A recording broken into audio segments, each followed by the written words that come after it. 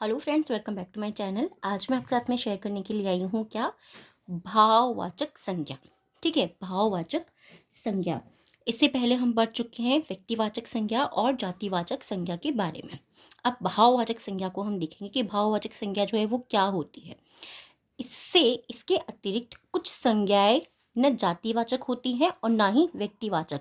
यानी कि कुछ जो संज्ञाएं होती हैं जिनमें जाति भी नहीं पता लगती हमें और कोई व्यक्ति के बारे में भी हमें नहीं पता लगता है, वे दिखाई नहीं देती हैं। ठीक है, कुछ संज्ञाएं ऐसी होती हैं जो हमें दिखाई नहीं देती हैं, ना ही हम उन्हें छू सकते हैं, हमें सिर्फ महसूस करते हैं उन संज्ञाओं को। इसीलिए उन्हें भाववाचक संज्ञा कहा जाता है। जैसे कि मिठास। मिठास क्या, आप कोई मिठाई खा रहे हो, मिठाई को आप छू रहे हो। मिठाई क्या है, मिठाई एक जातिवाचक संज्ञा है।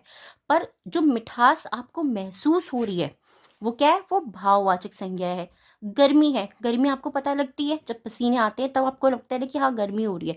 बट गर्मी को आप महसूस कैसे करते हो, यानी कि उसका भाव आपको पता लग रहा है। ऐसे ही बचपन का भाव पता लगता है, सुंदरता है उसका भाव पता लगता है, ईमानदारी, पढ़ाई, किसी के अंदर लालच है, तो इन सब शब्दों को हम क्या कहते हैं, इन सब को हम भाववाचक संज्ञा कहते हैं। अब भाववाचक संज्ञा जो होते हैं उसके शब्दों की रचना कैसे की जाती है, तो कुछ शब्द यहाँ पर दिए हुए हैं, इसको हम पहले देख लेते हैं। जैसे कि निम्नलिखित शब्दों से भाववाचक संज्ञा बनाए जा सकते हैं। पहला क्या होता है हमारा, बच्चा, बच्चे से बचपन।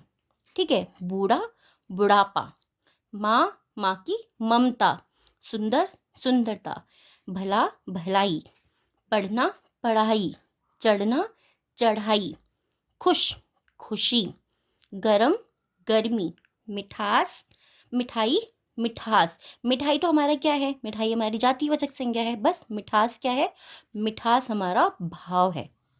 पशु, पशुता, हम बोलते हैं ना वो तो बिल्कुल पशु की तरह व्यवहार कर रहा है, किसी जानवर की तरह व्यवहार कर रहा है, तो वहां पर हम उसका भाव बताते हैं। ठीक है, उस पशु की जाति को नहीं बताते, उसका भाव बताते हैं। इन दोनों में ये अंतर होता है। ऊंचा, ऊंचाई, मनुष्य, मनुष्यता, वीर, वीरता, मूर्ख, मूर्खता।